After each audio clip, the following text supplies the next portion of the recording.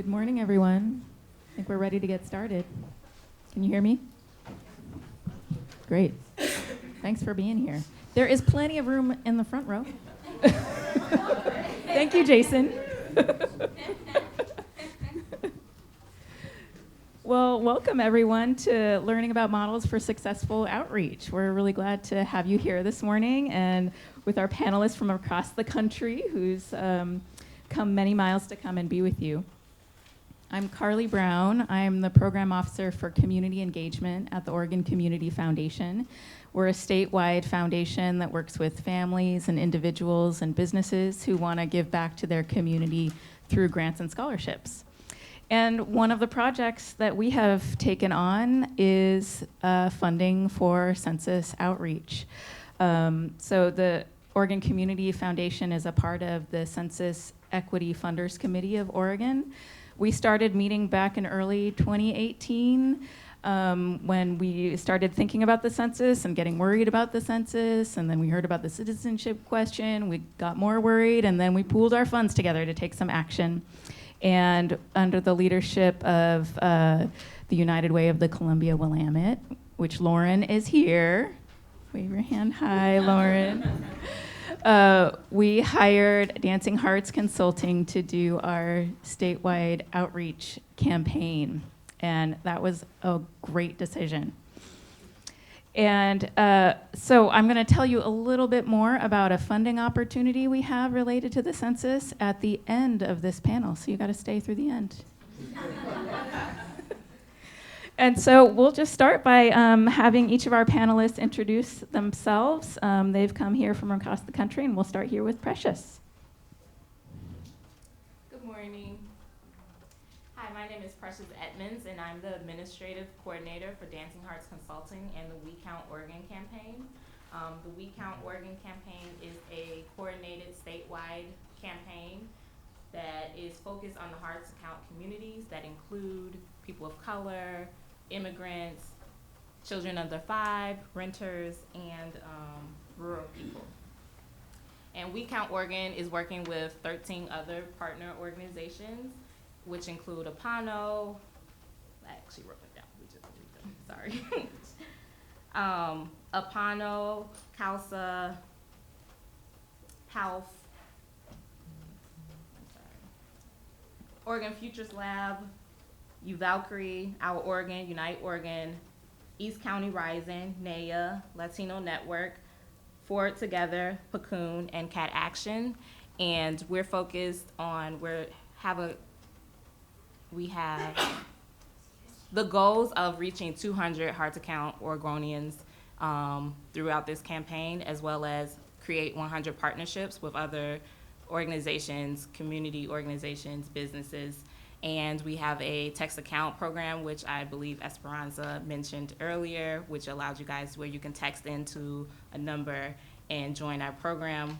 And our goal for that is 50,000 people. And we also are launching a education training program, which our goal is to train 10,000 Oregonians through that.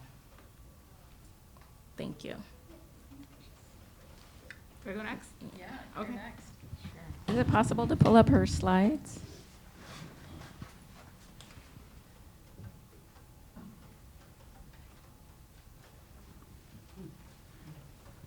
It says you guys census bureau. No, so I don't work.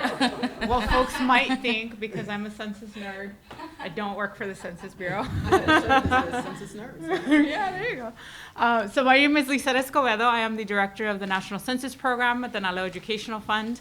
NALEO stands for the National Association of Latino Elected and Appointed Officials, which is a mouthful. But in essence, we do a lot of civic engagement work and training of folks who are in public service. So I don't know, do we have the slides? If not, I could do it here. I think you can. Oh, there you go. Perfect. So the way that awesome. So the way that we do our work at the NALEO Educational Fund is through a couple of different buckets. So we have our policy research and advocacy work, where we do obviously our policy research and advocacy around issues that have to do with incorporating Latinos into the democratic process nationwide. We also do work around our constituency services program. Our constituency services program focuses really on once we get those Latinos into elected office, we have to make sure that they have the good governance skills and that they have the resources, tools, and training that they need to be good leaders for our community. So that's what our constituency services does. And then we have our civic engagement department, which is where I work, where we focus on making sure Latinos are engaged and ready to take on the citizenship process, that they're voting and registered to vote, and that we're making sure that they're counted in every decennial census, and we do a little bit of redistricting work as well. This is a lot, I know. I just wanted to give folks a little bit of background of how we do our work at NALEO. So this is my second census. I was with NALEO 10 years ago for about 6 years. I left it and organized around all sorts of issues, labor issues, immigration issues, and then I came back 10 years later for my second fight on the 2020 census. So the way that we do our work and how we organize our communities is very particular. This is an example of our Ya Es Hora campaign. Our Ya Es Hora campaign is really this multi-layered campaign, or was, it is no more, that arose out of the 2006 immigrant rights marches in LA, where we had HR 4437. There was a sense of urgency to make sure that we weren't just marching, but that these numbers were translating into actual political power. So we developed this campaign in partnership with what is now Somos, but used to be NCLR, Mi Familia Vota, SCIU, Univision, Entravisión, Impremedia, who's print, and now we just incorporated Telemundo for our new campaign. So we do our work in a variety of ways. One is, yes, field organizing, and you see the little flags. That's where we did a lot of our organizing. But we also have a national infrastructure because we understand that our community needs a way to contact us to get information. So we have a national bilingual hotline, which is still live. We have 2 of them. And this is where folks get a lot of their information, and they're referred back to you all and to providers in the field. This is a toll-free number, and we've been active with our hotline for over 15 years now. We also do a lot of our civic engagement work by developing informational tools, resources, and swag. If anyone wants a button at the end, I have a bunch of those. We believe that through visibility and creating awareness in our community, we make sure that it develops this sense of this pathway towards civic engagement within our Latino communities. And then our kind of bread and butter work for our Ya Es Hora campaign was and is, and I'll explain a little bit, is our partnership with Spanish language media networks. So we work with them at the national level, and what we do is we partner with them to make sure that they are producing informational segments, that they have the scripts, tools, information, data, research that they need to do this work. And in a way, we're combating a sense of misinformation across voting, citizenship, and census as they're pulling together a lot of these news stories.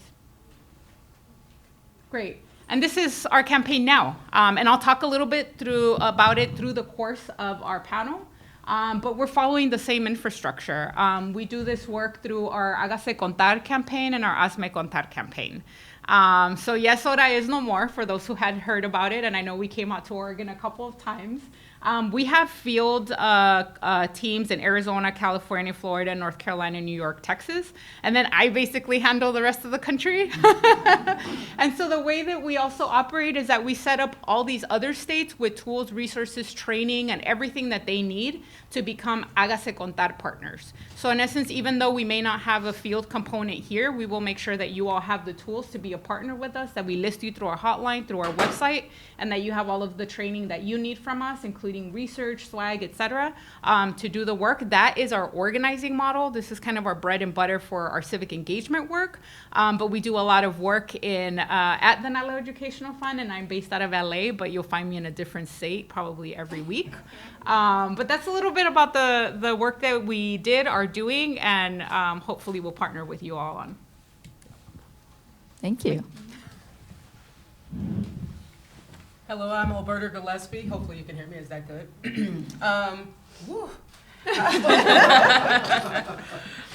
Forget my cough drop. I am actually the operations and outreach and engagement manager for the city of Minneapolis on the 2020 census. And they hired me just to do that work because that's how important it is in our city. And so the city of Minneapolis actually invested dollars in this before the state of Minnesota actually invested any money. And up until recently, we had the largest chunk of change invested in making sure that people are counted. I will get into more specifics as we move forward, but just some basic things about Minnesota. We expect that there'll be an undercount of close to 1 million people based on the data that's been provided by the Census Bureau and the State Demographer's Office. Of that, there's 95,942 people in the city of Minneapolis that are expected not to respond unless they get additional outreach. When I go and I present, I have everyone in the room say it with me, but you're not from Minnesota, so it won't be required today. You're not from Minneapolis. The other thing that I always try and tell people about is what is the impact of that? Well, that's about $2,800 per person in the city of Minneapolis, or in the state, but I'm focused on Minneapolis. And so, and that $2,800 per year times 28,000, times 10 is 28,000. So it's about a little over $2.5 billion that we would lose in resources in the state of Minnesota, but specifically in the city of Minneapolis, right? So when we go in and tell those numbers, it's data driven. We are at risk in Minnesota, once again, of losing a congressional seat. And so we were at risk in 2010 of losing a congressional seat. But when I'm out talking to the community, Roscoe on the corner doesn't really care about the congressional seat.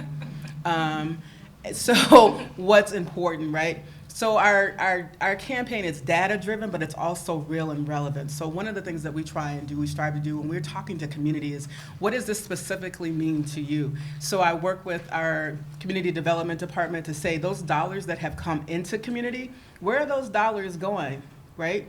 So I can tell them that that school received this amount of money. The Capri Theater that's being renovated, that's based on the census count. It received this amount of money. That housing for people who have AIDS, this amount of money. That shelter, this amount of money. So we make it real and relevant. So I talk to them about what's happening on their block and how the census impacts that. And that is where we find we are effective in our messaging. So you want to get it down to the track level, if you can, about how are these dollars coming into community. You may not know that Minnesota is a wonderful place to live unless you're a person of color, because we have some of the best statistics and the worst. It was the best of times and the worst of times, a tale of two cities, right? So we have the largest disparities, and we have some of the highest graduation rates unless you're a person of color. So we tell them that if we're going to eliminate those things, we need that money. When I went to speak to PICA Head Start, I don't know anybody who wakes up and says, I have more than enough money to do this work. Can't stand another dollar, Alberta, right? No one says that. That's real and relevant, right? People can relate to that. Therefore, I'm like, well, if you don't say that to yourselves, let's talk about why it's important to make sure that the census is completed. We also have a large Hmong and Somali population. The census is not in those languages. The paper questionnaire will not come in that language. When you call in on the phone, not in those languages. And also the materials to promote or talk about the importance of census, not in those languages. And so what we've done is we're translating information into the languages that are important to us. I can get into some more specifics later. I just want to quickly just talk about the We Count. So our theme is We Count. I brought all my buttons. I have 1 minute. So when I took this job initially, the theme for Minnesota was going to be All In for Men. I shared this with you. So it's All In for Minnesota, right? MN, not for men, like we love you. I was like, I know, because that was my first reaction. I was like, well, that's TMI, too much information. I don't need to know that. But it was All In for Minnesota. And so a week and a half into the job, I was like, I can't do that. I said, that's not going to work for the city, but if you want to do it for the state, that's fine. Why will it not work for the city? Because it's not an inclusive message. It's about the state. It's not really about the people. And so I was like, here's the theme that will work for the city, and it's We Count. And then so when I go and talk about the census, it's We Count. We all matter. We all contribute. We all bring value. Whether we've been in the city of Minneapolis for a year, a day, or 100 years, we all get to be counted on the census. And so that's the message around what we do. Thank you.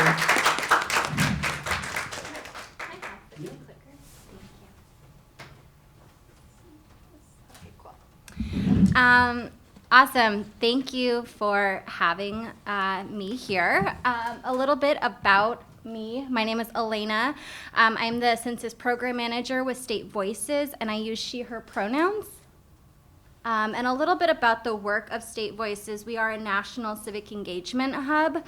All across the country, we have 23 state tables and operate under an affiliated structure. We run tons of programs throughout the year. We are like a 365 civic engagement organization, so we do large-scale voter registration. Just in 2018 alone, we registered over a million folks, predominantly in undercounted areas, and so that's big and something we'll work on again in 2020. We also do a lot of state advocacy, providing grass tops and grassroots support for everything from voting rights, election reform legislation, to economic justice and other issues. We are also leading on the national outreach for census and redistricting, which has been really exciting. Here's a picture of all of our states. It's a lot, too many to name. And our role in the 2020 census, so we are a national hub for outreach, as well as actively leading on digital tech and tools. Our states are engaging in a variety of digital experiments throughout this year and last year to better inform the outreach methods for 2020. So everything from what types of tools, which I think we'll get into a little bit in the discussion, as well as different styles. So relational organizing is big. It's a big kind of sexy term, but it's really, I think, what everyone has been talking about works, just having one-on-one conversations with your friends and neighbors.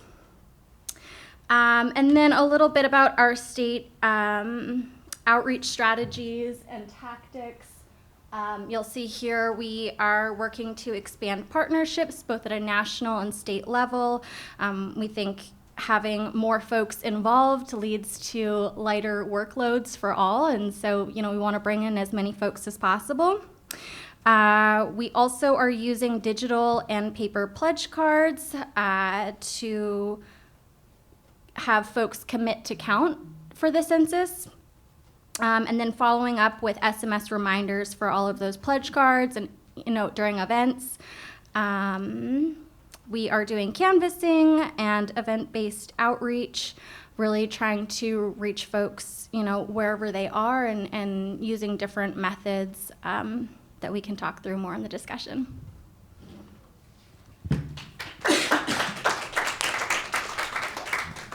Thank you. Now to get into some questions for you, and for all of you, we have some time for Q&A at the end, so if you're not hearing exactly what you want to hear, you can ask more details later. So I want to start out, and you talked about this in your introduction, but maybe dig a little bit deeper in about what ways are you and your organization working to implement successful outreach campaigns for Census 2020? And we'll start with Lisette. Sure. So we're doing a couple of things. So one of the gaps that we've been seeing in the field is training. The census can be very easy per se, right? We say 10 questions in 10 minutes, but it's actually super complicated. The entire operations process, what's self-response, what's non-response follow-up, what is April 1st, which folks tend to think that that's a day when enumerators just go out en masse and count everyone. That's actually not what it is. And so we've been putting a huge emphasis and focus on training. So a couple of things that we did, we hired very early on. We hired all of our field teams about a year ago now. So we have regional census managers wherever we kind of have capacity and funding. And so one of the key strategies has been that, putting more emphasis on that particular work. Another key strategy has been looking at the issue of the undercount of Latino children as a kind of married issue, but also separate emphasis. In 2010, we tried to tackle that in the same campaign as Hágase Contar campaign, and we realized that was just not going to cut it. And so we developed Hazme Contar. For folks who don't know, in 2010, we had an undercount of 1 million young kids. Out of those 1 million, 40% were Latino kids. And they're predominantly based in hard-to-count areas. So one of the strategies that we've been focusing on is working on partnering with trusted messengers.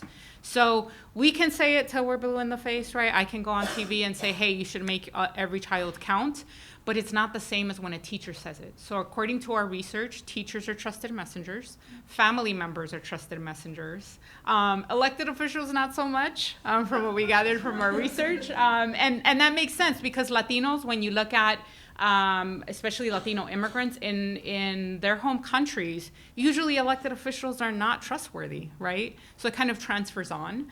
And so we've been working with trusted messengers from superintendents, educator organizations, school board members who are part of our network to bring them into, one, making sure that they understand their important role, and two, making them front and center in terms of spokespeople. So it's training, it's identifying spokespeople, and then a lot of this kind of multi-layered efforts that I highlighted.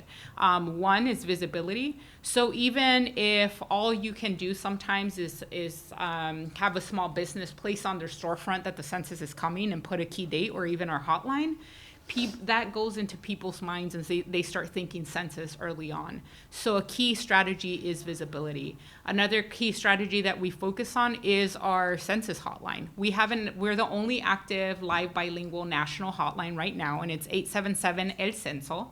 And I have a card for if folks need it. But we realized that you were getting all these news stories around the potential inclusion of a citizenship question. And when I asked my grandma, like, hey, what do you think about the news story? She's like, oh, yeah, it's going to be on, right? Like, that's the thing. I don't know that I would want to count myself. And so I realized, like, we have no vehicle for our community to actually ask questions. And so we went from going live potentially in January of 2020 to me developing all of the infrastructure in 2 weeks and going live in June 24th. So we have an active hotline. So that's another key strategy. If nothing else, that's totally me. One of the things that you want to do is guide folks to a place of information. If you remember nothing else, if you're doing your usual organizing work, you're in class with a classmate, with a family member, say, hey, I know the census is really important. I've told you this before. I'm not too sure of all these dates. It's very complicated, but here, I'm going to give you a hotline number. You're going to call and they're going to give you all this information. Our hotline operators were trained for about 5 hours. I have a second set of training with them as soon as I fly back for 2 days. So making sure that you're guiding them somewhere. So again, visibility, trusted messengers, making sure that you're provided accurate information, taking advantage of every training, and really you also becoming trusted messengers in your community to make sure that they can trust you to give them the right information to do this work. And many other things that I'll touch on in some of the other questions because I can talk a lot. So. Alberta, could you tell us a little bit more about Minneapolis and some of your strategies there for outreach? So we are doing some of the things similar to what you're doing. We've already been out door knocking so we're in the education and awareness phase of census for us. And so it's really letting people know what is the census, how does it impact me, and how do I talk about it to other people. So our focus is really on a lot of community leaders and those trusted faces that we talk about.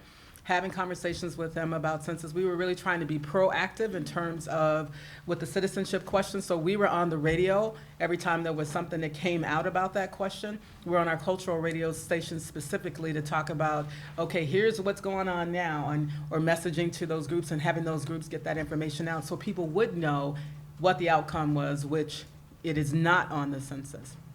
And so those are some of the things we're doing. The other thing is really we're organizing people around what we call trusted spaces, trusted faces. So that's our kind of trademark thing, is that making sure that when we're out in the community, we have an ask. How do we make sure that when we can complete this online, what does that mean for people?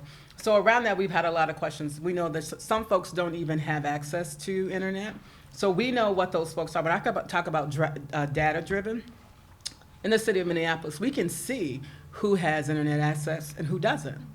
And so we prioritize where we're having our conversations based on that data. We also have prioritized our hard to count tracks. And we usually say our undercounted people because they're not really hard to count. They're not running away from us. They're just busy doing something else, right? So it's like, no, don't count me. But they're usually undercounted. So it puts the responsibility back on us when we say historically undercounted populations versus putting that on them. So what we have is trusted spaces, trusted places. So we have already created a list, and we continue to add to that, what people will be willing to host a questionnaire completion center. And so in the city, we've committed to getting the technology, I can't say iPads, but the machines that we need to actually go out into community and have people complete that together. One is that takes away a lot of the fear. One of the number one things that people are concerned about is the fear piece when it comes to census, right? So how do we remove that? We already talked about is trusted messengers, but we want to go a step further than just having people talk to them about census. We want to make sure we get it completed. It's one thing to have the conversation. At the end of the day, I'm committed to making sure I don't just want you talking to folks about that. We want to make sure we're creating spaces where people can actually complete the census, because if it's not completed, we can have 1,000 or 100,000 conversations, but the ultimate goal is to actually get people to complete the census. And that's why that's one of the biggest programs that we're running, is that trusted faces, trusted spaces, and we'll have people trained who can help folks with that. And that might be in their synagogue, it might be in their mosque, it might be in their church, it'll be at their community centers. We're working with places like Children's Hospital, our YMCA has agreed to do this. So there's a number of places that we're working with. We're working with our churches to do what's called Census Sundays, so that they'll host those events on Sundays, like Souls to the Polls. They're already there. We got the machines, you got the people. It's a wrap, right? Yeah. So the other thing is that we have these mini grants offered by the state of Minnesota of about $750. Now, that's not a lot of money, and we had hoped that we would have more. But again, I think somebody said earlier, you know what, we know how to make $1 out of 15 cents, basically. So we'll make it work. And what we've done is that we've helped people who normally don't complete these applications. It's simple to us, and I know you talk about that, and that's important. But it's not always simple to other people. So when we're having complete count committees instead of the normal PowerPoint and, let's tell you what we're doing, we're like, break out your computers, let's walk through how we complete this application together, and let's talk about how you can take that $750 and host an event. You can have a block party, you can have a house party, you can do something with your kids' sports team, or with the Head Start group, whatever it is that you want to do. So let's make sure that you get that $750, and then we're working together to make sure that they have the resources that they need to organize those events. Then we're tracking those and working with our IT team to put those events on a map on our website at some point so people can know what's happening. It also helps us know, are we hitting those hard to count areas, right? Those undercounted areas. So it's a tool for us to say, we've had 20 events here, but not over here in this track. That helps us. I'll stop with, that's a lot, so I could go, I have a long list of things that we're doing. So I could talk for a long time. So thank you. You'll get more chances. But I do want to pick up on the hard to count communities, because engaging hard to count communities can be challenging for a variety of reasons. And so I want to hear what specifically are examples of effective outreach strategies for hard to count populations. And so can we start with Precious, since you're working here in Oregon on that? All right, so for the hard to count, as Baranza said earlier, they just need more contacts. They need more in-person contacts, and so our program is designed so that they can get that twofold. One, we're gonna have a field outreach where we're gonna be calling people, we're gonna be texting people constantly, we're gonna be going to their doors, and that would be on the later part. But right now, we also want to have a campaign where people actually see themselves in the campaign, right? So in all of the advertisement and the pictures and the photos and the languages, so we want to have a culturally responsive and accessible campaign. So we're creating our website is going to be not only in multiple languages, but it's also going to, and it's not going to be like, oh, you click and you translate yourself. We're going to have it translated for them so that it's accurate, the information is in the correct translations, and it's intentional, so like they can go to the website and from the logo to everything about that page is in the specific language. And not only just languages, but also we're gonna have a Black page, and we're gonna have a Native American, an Urban Indian page. And so that we want people to see themselves as a part of it. And I think oftentimes a large part of why they don't participate, because they don't see themselves as included in the process. And so we wanna make sure that the folks see themselves in the process, as well as we're gonna have, a part of our education and training piece is creating, trusted messengers, right? So we have spokespersons training. So not only that people who are part of the community and who want to speak to their community, we want to give them the tools necessary so that they can have the right language to talk about the census and engage around the census. And so that's what we're doing. Thank you.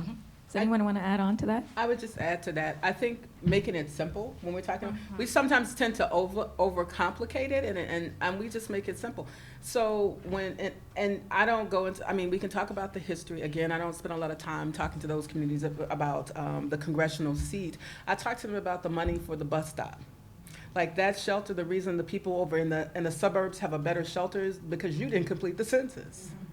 But they did. So transportation needs and roads, all of that impacts. So I think that's the thing that resonates with them. The other thing is, I said, it's nonpartisan and non-political, but we can certainly say there was an effort to add a question, because this is factual, that would keep certain folks from being a part of the census.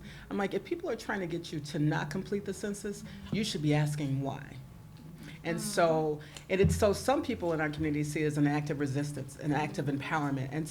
And I think that's a wonderful thing. I'm like, there is nothing more important than you can do than stand up and be counted. And that's what we're doing with the census.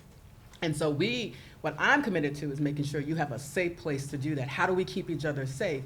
The other thing is, I think, being truthful about what we can and what we can't do. Because if you are not authentic, and I think I heard that earlier, and genuine when speaking to people about what you can do, can I promise you that your information 100% won't be misused? I cannot. What I can say is that there's a law that exists currently called Title 13 under the Census Act that should keep it confidential. And I can also promise you, forgive the profanity, we will fight like hell if they do try. And I've partnered with the AG's office in our state to help us get that message out. That we are here, we're standing together on this. So the good thing about this is we've been able to build these relationships beyond the isolation we do sometimes with community. We are standing together to fight for this. So I think that is empowering for people that feel like they can take hold of their own future. And this is one of the most important things. And then the other message is simple. It's about power, it's about representation, it's about resources. So I think making it simple is one thing. Alina, go ahead. Okay. Awesome. I would just add, I think, Precious, you mentioned it a little bit, but when thinking of like the translation and the other languages that we want to use to reach communities, I think it's super important to make sure that it's like culturally competent translation. For example, and Lizette would know this better than I would, but in 2010, like there were groups that tried to translate into an AAPI language and just kind of used like a Google Translate mode, and so some of the words came off, and they were like very frightening to folks, and folks were actually like turned off from getting more involved and participating. And so just a flag there, like do your due diligence and hire local folks to translate.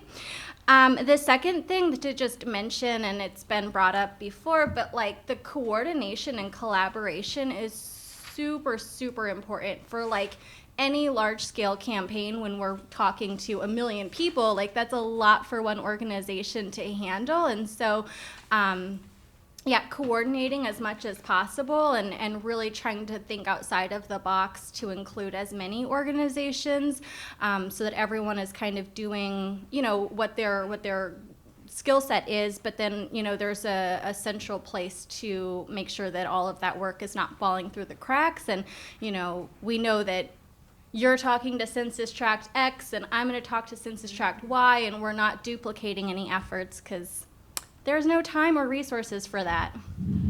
Thank you. Lizette, do you want to add something? Yeah, I just wanted to add a couple of things. So, echoing when we talked about the attempt to really not count Latinos as census. I think that's critical to mention, because what we're seeing in our community is not just fear from immigrant communities. It's fear and this sense of not feeling part of the fabric of this country from every generation. We've been doing focus groups. This is our second round of focus groups. And we've gone from immigrants being some of the kind of most challenging to message to millennials being the hardest to message to. Their sense of, you've made this attempt not to count me, so then why should I do it anyways? I made myself count or my family made ourselves count in 2010. I didn't see a new road, I didn't see a new school, right? So I think it's really honing in and speaking to, and we saw this shift. We did some focus groups in 2018 where the most effective message was, this is going to equal economic benefits for your community. To now, and don't tell my researcher, if you know him, that I'm saying this because the research is not out yet. I just started reviewing the top lines, but you're right. So the top lines has showed us that it's kind of shifted into more of an empowering message of, we are power in numbers. The more we count, the more of us they'll see, and the more they'll understand that this country is a diverse country, and that in 10 years, we're gonna look different. Latinos are not a minority. We're the second largest population in the country. And so we started seeing this sense of messaging to them about embracing their power in this country. Another piece to this is that, yes, there is a lot of fear amongst immigrant communities in terms of will their data be shared. Same thing. We can't 100% for sure say, right? But we can say that there's these laws that protect them. But there's also this notion of making sure that they understand that the information can be shared with other entities. Right. Some of the fear that we're seeing is, I got my tia and my tío living in the garage. I don't want my landlord to find out if he gets this data or she gets this data, right? And so making sure that they understand that that information is not shared with these city agencies, with planning agencies, with landlords, et cetera. Our hotline will be serving as a census protection hotline. We're actually duplicating our election protection efforts that we do under our 1-888 Ve Vota hotline. Same for census protection. We're working with the Lawyers Committee. We will be working with MALDEF, Mexican American Legal Defense Fund, to make sure that if we do flag any particular issues, any issues of enumerator impersonation, any issues of anyone asking for information that is not on the census, we will be working with attorneys on the ground, working with the AGs. In the state of California, they actually passed an additional census protection bill that says that in addition to the fine that you get, there's like this other additional fine in California if you try to impersonate an enumerator. So the other piece is also encouraging your state legislators to make sure that they're adding these other protections and encouraging your state AG to do PR around the importance of making sure that that folks are reporting any issues. So again, 877 is Censo. We will be moving into census protection, and we will be flagging the issues. Another just small piece that folks can do in terms of talking to communities around the census and making them feel a little bit more comfortable is just letting them know what will and won't be on the census, right? It's interesting because we just developed this 6-hour training, and our most popular slides are one that says what will be on the census, and then the other one, what will not be on the census. Those are our most popular slides, and I'm like, let's just do an infographic of this and spread it out. And so making sure that you're informing communities of that. In our focus groups, we actually flag that 50% of folks in the focus groups, actually in our national survey, 50% of Latinos thought that undocumented people shouldn't count in the census because of what they've been hearing. From other people saying it, that they shouldn't be counted, from other people thinking that they shouldn't be counted. Same thing with children. So making sure that they understand that anyone living in the household on April 1st, 2020, regardless of their immigration status, regardless whether they were just born and are 1 week old, should be included on the census. So those are all really critical things to make sure that we have an accurate count. Will we get an accurate count amongst Latino communities because of this rhetoric? Probably not. But we can work our hardest to make sure that we get as closest to an accurate count as we can. And I just want to go back to that, our trusted spaces piece. So, and one I would say, be truthful. That's the key. Be honest when you're having these conversations, and don't try and pretty it up and just be honest. It's like, yes, there was an attempt to exclude this group, right? So, but when we talk about trusted spaces, the other thing that we talk about, we had a We Count. So we have these We Count events. If you want to talk about things you can host. So we have We Count events. We count immigrant and refugees. And so our focus of that conversation is just to talk about that. We count people experiencing homelessness. So how will they be counted? We count children. So we'll have conversations just about that, because these are the questions that we get. But when we're talking about folks who are undocumented, who are not just from the Latinx community, they're from other communities as well, is that we let people know, yes, they should be counted, but we also understand the fear of someone coming and knocking on your door. And that we're instructing people to do something counter to the training that they've received if you are undocumented. The training that they receive from our community partners is do not open your door. And so then I'm going to stand there and say, hey, open your door. And we know that's not going to work, right? So that's why we have these conversations and why we're creating these trusted spaces, because we're telling people, what we want to do is make sure that you get counted and no one comes to your door to knock on it. We can't guarantee that, but that's part of our messaging. What we can say is that you will greatly decrease the probability of someone knocking on your door if you complete the census. And the other piece is to talk about ICE cannot use this information currently, and to say that if you are on papers, or if there's a warrant out for your arrest, because we have communities that are concerned about that, or if you have 10 people living in a place where you only should have 5, none of that information can be used against you. It's actually against the law. So being that specific when you're having those types of conversations, because those are the types of things that people are concerned about. So don't try and be all PC with it. Be very straightforward and honest with it, and then people will receive that, because those are the things that they're concerned about. We also get a lot of questions around race, about erasing like if because if you are from the Latinx community, there's these categories. What does that mean for me? So we have sessions to specifically talk about that, because that's really important to people. Will I erase this if I check this? And so if you look at my computer bag now, I have copies of the census questionnaire, the informational one. When we're in sessions, we do what you are talking about. Now that they've come out with it, we actually take our leaders through, like, complete it. We say it's easy, let's see if it really is. And then when they do, there's a lot of questions that arise that we probably haven't thought about, which allows us to continue honing and tweaking our messages. So hopefully that's some helpful information. Thank you. Given that the internet will be the primary response option in 2020, in addition to paper and phone, what are the best practices for optimizing digital outreach campaigns? Precious has already talked about culturally specific work, and I guess I'm also curious about what kind of digital platforms would you recommend for conducting education to kind of counteract this misinformation that people are getting? So can we start with you, Elena, in responding to that? Yeah, I'm happy to start, and I will say I think it is helpful that the census form will be online and folks will be able to fill it out. As a millennial, seems like that could be easy for me, but definitely recognize that for a lot of communities, rural communities, more low-income folks, they don't have access to a computer or the internet all the time, and so that's like a potential barrier. But for best practices with digital outreach, my organization, State Voices, we have been doing demos of a variety of tools, like 20 or 30 demos, so many this year, to come up with like a list of tools that we would recommend to our partners.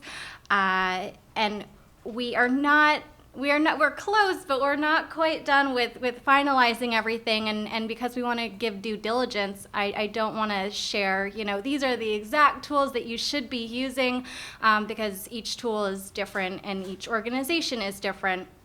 But with that said, I would say like some digital tactics to think about for outreach include like relational organizing. So that is talking to your friends, your families, your neighbors, and there are tools that can help you track those conversations and progress the conversation and make sure you have that data. There's also peer-to-peer messaging apps that allow you to text friends, family, but also folks that you might not know if you have lists from your organization. There's also tools that allow you to do better event-based canvassing. So if you are hosting an event at a library or something, there are tools that you can actually look up someone and have them added to your database, your CRM, collect information on the spot. I think it's called like blind canvassing. There are also phone dialer programs, and so if you're going to be doing calls, you know, it takes a lot of time to do calls. When you have a person, there are robocalls that you can be using, as well as I think predictive dialer is what they call it. That just makes the process a little bit speedier, so that you're not wasting so much time. And then the final thing to just think about and keep in mind is like a CRM, a customer relation management tool that really can just track all of the work that you're doing, right? I think GOTC is like a very, very big campaign for folks that are familiar with outreach and organizing. At least I think about GOTV as like one of the big campaigns, and that's a very short time of like 3 to 4 months max maybe of planning, and this is much more, and so there's a lot more to keep track of. And I would just recommend, you know, thinking of how you're gonna put all your data in one place and store it. Other things to just keep in mind before I turn it over to other folks, digital outreach and organizing tools are really helpful, but they're definitely not the only strategy or solution that you should be using. Like, this should be one of the keys, but definitely not the only or main key. All of the tools should also be language accessible, and so making sure that if you are trying to contact Latinx communities, that you have someone that can speak or text or speak in Spanish. And then really just like meeting communities where they are. And so there are tons and tons of apps and tools and things that you can use. But you know your communities best, and some communities I know really just rely on a WhatsApp versus some communities get all of their information and messages from Facebook. Some are like a phone-only kind of community where they really just use the phone and they don't text. And so that is, I think, a really important thing to determine for each of the communities, because they will be a little bit different, and your strategy is probably not going to be as effective if you are trying to WhatsApp a person that only checks their Facebook. That is not going to be a strong strategy. I can turn it over to folks. Does anyone else have anything to add about digital campaigns? So I just have a couple Thanks, of things. Elena. So for the Latino community specifically, we did ask what were some of the tools. Latinos are not on Twitter, unfortunately. Sorry, maybe a couple of us. But for Latino outreach, it's focusing on Facebook. We're actually massive Facebook users. We are major smartphone users. Even our abuelitas know how to use smartphones. So making sure that everything's mobile optimized, because it's probably where we're accessing this information. 3 is emails. Our folks actually click through some emails if they're personalized. Those are some key ones. The other thing that folks should keep in mind is the Census Bureau just did a quick overview of their online form last week. Of course, as a census nerd, I tuned into the live stream. And folks will be receiving a unique ID for their form, right, which will have their address and whatnot. But folks can actually fill out the form without their unique ID as well. The online form will be optimized for mobile. We had the opportunity to provide feedback to the Bureau as to what works best for our communities. From what I saw, the form is actually pretty easy online. It does a lot of, if folks have their ID, it does a lot of the fill-in for them. So the address is already there. It calculates your birthday, your age based on your birthday. But when thinking about where folks can fill out this form, because it doesn't, if you have a unique ID, easier. If you don't, you could still do it. It's thinking through what can we make accessible to make sure folks are filling it out, and making sure that at least in the Latino community, folks understand that instead of having to get something in the mail, filling it out, sending it back, waiting for an enumerator, they can really just do it on their phone, letting them know that it's out of convenience. And then the other thing that we're telling our community is, hey, you don't want an enumerator? It'll decrease the likelihood if you submit your own self-respond online or by paper by April 30th of 2020. So just do it yourself. You don't have to worry about it, and it's super easy online.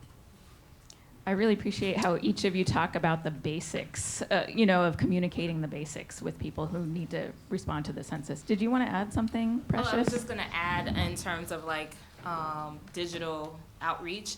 I think using social media as a platform, but not just posting things, but also responding to the comments. I think that engagement is a piece that sometimes is missed, and I think that engagement will get people to click on the things that you're posting.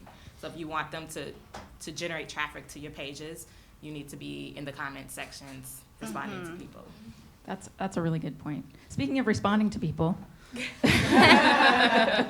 it's time for some questions. There's Oh, you have one. Great. Hi.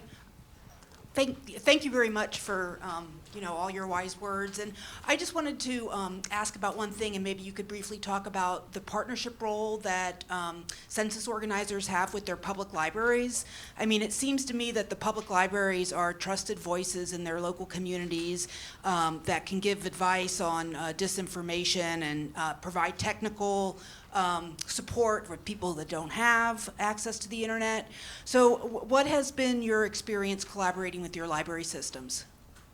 I can do something very brief, and then I think folks locally can. So at the national level, the American Libraries Association is actually very involved in working with the census. They've been one of the folks, so just kind of as a basis of what folks should know for this particular census is that in 2010, we had questionnaire assistance centers, which libraries were some of these and other kind of community centers. Now the Census Bureau is more than likely moving to mobile response units, which means that they're going to be mobile in different places. So now what the Libraries Association wants to do is make sure that given that the Bureau is mobile, they still want to be the questionnaire assistance centers. So there is going to be a massive effort at the national level to have all of the libraries participate. It looks different locally once it's implemented, so I'll let other folks speak to that. But at the national level, the Association of Libraries has been very involved, even with advocacy on making sure that we had brick and mortar QACs, but that's still kind of an ongoing battle. It's probably going to be the interesting acronym, MRIs. But just as a kind of basis for folks to know in terms of, but I'll let other folks speak to local implementation with libraries. So we also will be partnering with local libraries, but we're looking specifically in those tracks that we've determined are high priority based on, high priority based on how we have looked at non-response rates. Is everyone familiar with the ROAM? No, okay, so it's the outreach mapping service. It's the U.S. Census Bureau has what's called the ROAM, and I can't remember exactly the acronym, what it means. But you can actually go and determine what areas are less likely to respond. And it's a great tool. If you haven't used that, I really recommend that you use that because it'll help you prioritize where your outreach is going to be. And so when we work with libraries, that's how we're determining those libraries that are in those communities or in those tracks. Those are the ones that we're partnering with in terms of getting information. And then also having them be places where people can complete the questionnaire. That's our work locally, but also from a U.S. Census Bureau standpoint, the partnership specialists in our area are working with the libraries as well. And so if you go on to the 2020 Census Gov site, there is actually a toolkit for libraries that you can look at with some good detailed information in it. Thank you. Do we have? I was just going to jump in really quickly. I apologize. There's also, in addition to the ROAM, which is the Census Bureau's site, there's also the Hard to Counts map2020.org is the link. It's the city of University. It's the CUNY. University of New York.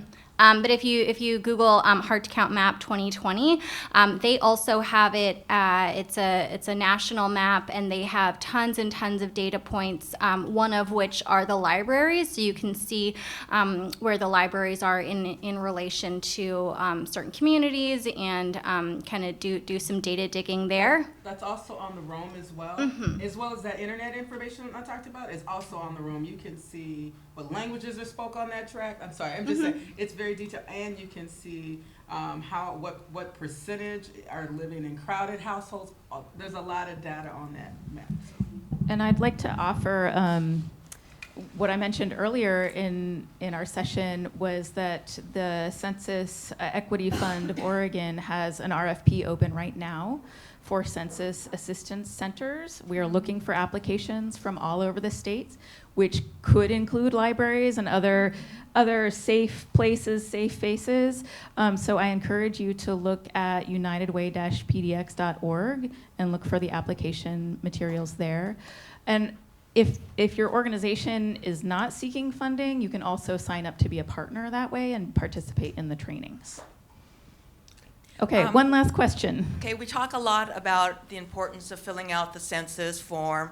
My question is, due to limited internet accessibility and possibly language barriers, would it be possible to have a Count Me Day where a group could help people fill out their census form on site at a particular location? April 1st.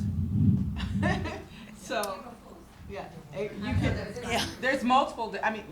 We will do multiple days of Count Me days. That's the Census Sundays that we talked about. That's Okay. days for people to get together and whenever it works. Census Saturdays. Another group said, "Well, we want to do Census Saturdays." I'm like, we'll do that. Okay, so you can help Yes. people fill it out online, and they can just either bring in their forms pre-filled or just do it on site. So what I was just at a regional meeting with the U.S. Census Bureau about 2 weeks ago. What I have asked them for was to give us some guidelines because there are some things that we shouldn't do when helping people with the census. So we want Right. to make sure that we're following the U.S. Census Bureau's protocol. And they haven't written that out, so I like everything in writing. I'm like, can you write that out, send that to us, and get that out to everyone? That's so perfect. that you know when you host these sites, what you can and what you cannot do. Because Oh, that would be perfect. yeah. Thank So you. as That- soon as if I get that information, I will share it somehow, and hopefully it'll be shared with all of you. But it should be on the census site. I have requested that they put it on their site so that we all could have it. Look.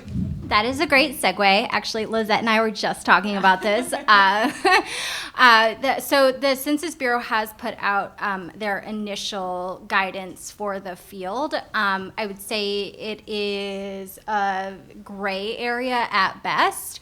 For anyone that has seen it, they talk about, stuff that you can do and can't do, but there are still like big gray areas of, well, what does assistance actually look like? What is that defined as? And so Lizette, I, and a few of the other national folks have been in conversation with the Census Bureau and really trying to get those answers because, we have to run programs. And their response to that has been, these are guidelines. They are not, written in stone, and they are not like legally binding. They are just things that the Bureau wants us. Most are not legally binding. Most of the Census Bureau just wants us to kind of follow that. I will say, based on the Census Bureau's guidance around field, the National Hub groups and the Census Counts campaign have put together our own set of field guidance that addresses the assistance question in a little bit more detail, as well as some do's and don'ts of things that you should really take caution of just to protect yourself and your organization legally. But just the 30-second spiel, you can provide like a laptop, a tablet, access for someone to fill out a census form. It is completely illegal to take in somebody's census data, so you cannot personally collect data. That is definitely illegal, and we want to make sure that folks feel safe and comfortable, so we don't want to be encouraging that we're going to take the data and do nefarious things with it. But yes, you can help them in that you can give them a laptop, a tablet, and walk them through, some of the steps and answer any questions. So you can't key it, so you can't help them key it in. So I would add to so we received the guidelines without community input, I will Yeah. say, to the Bureau. So we don't agree with according to their guidelines as it stands now, no. And Yeah. you also can't look over either on the screen, and it's just really weird. So our response has been, and when we've been working, so the national hub organizations that work together, we all represent kind of a different community. We have one for API, State Voices does kind of the field, we do the Latinx community. So we all came together and said, hey, we don't agree with all of these. This is not how we service our community from the vantage point of community organizations. There's no way that if Senora Lupe comes in and says, Mija, can you key, I'm gonna say, no, I can't touch that. Just doesn't work that way, right? And so there are certain points that we disagree with. And so one of the things that we've been doing as national hubs is saying, what can we agree with from here? What do we not, and have our own set of guidelines for? And then what we're gonna be doing is, we're each gonna come out with our train the trainer curriculum that we can share with you all once it's ready, so that you have what are our recommendations. And again, because they're just recommendations they're not policy, they're just guidelines. Folks can still kind of take and do what they want. If you wanna play it safe, I would recommend, we're gonna kind of be rebels and go with our own guidelines, I would say this, because and I agree with you, Yeah. but some of it is legal and some of it is not legal. Yeah. And so this is why I've asked specifically the Census Bureau director who's over this issue to give us what is legal, what is not legal, what is a recommendation, and what is, so we can make the difference. So we have to be clear, particularly because I am representing a city, right? And so, but we want to know what is legal, not what you recommend, just that piece. And I want it in writing, what's legal and what's not legal. And so, and then what's recommended, right? And then why is it recommended? So that's my thing. I would also say, there's a similar question that should be asked around door knocking. We've done some door knocking. When enumerators are out, the Census Bureau would prefer that we don't have door knockers out because it's confusing for people.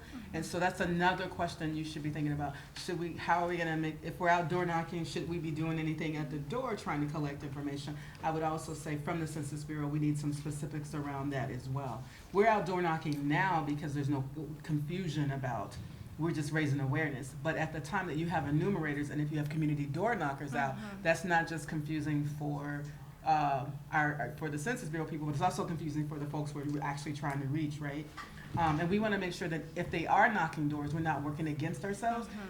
You only open that door if it's a U.S. Census Bureau person, right? So we don't want anybody out there that's not. The last thing I didn't say, and I really want to push, is recruitment. So when we talk about people out in community, we need the folks who are in those communities actually applying for those recruitment jobs, so that these will be people who know our communities, they love this community, and they're committed to communities. So please push people from community applying for those jobs. And We're 5 minutes beyond time, so I'm gonna have to stop you there because I don't want to get in between all these folks and their lunch. But I want to thank each of you for being here today, and we will continue the conversations after lunch with our other sessions. Thank you. A round of applause.